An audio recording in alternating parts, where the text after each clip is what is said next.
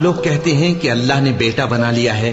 اس کی ذات اولاد سے پاک ہے، وہ تو بے نیاز ہے، جو کچھ آسمانوں میں اور جو کچھ زمین میں ہے سب اسی کا ہے۔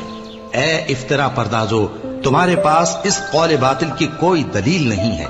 کیا تم اللہ کی نسبت ایسی بات کہتے ہو جو جانتے نہیں؟ کہہ دو کہ جو لوگ اللہ پر جھوٹ باندھتے ہیں فلاح نہیں پائیں گے، ان کے لیے جو فائدے ہیں دنیا میں ہی ہیں،